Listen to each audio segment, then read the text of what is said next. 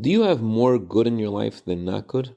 Good morning. I want to share with you a few excerpts of a letter that I wrote to someone who was not in a good mood. I'm going to paraphrase. In general, every one of us, if we were to look and think about our lives, even in the most recent years, we would see God's kindness even in those matters that we did not expect to.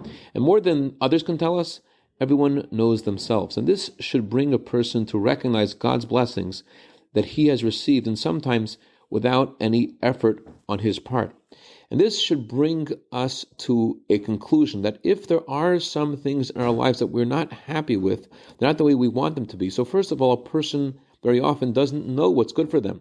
And even if there's something that he is 100% sure that is good for him, we do not know the reason why it's being delayed. And just like in business, a good businessman, his ambition is not to sell merchandise in an appropriate time, even if he'll make a profit. Rather, he would delay the sale if he thinks he'll make a bigger profit. So too regarding God's goodness. If it's being delayed, apparently that's because when the time will come, the good will be even greater.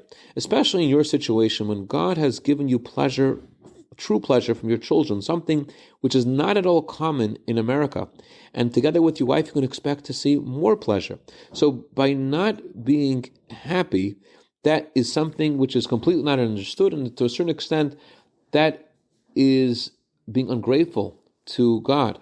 It's self-understood that my intent over here is not to rebuke you, rather to show you that even according to your calculations, the good that you have is far greater and far more important than the things that, from your perspective, temporarily are not the way they're meant to be. And when a businessman does an accounting in his business, he doesn't just look at one detail, he looks at the sum total of everything.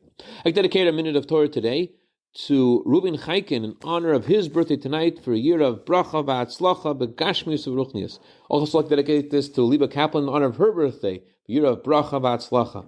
Have a wonderful day.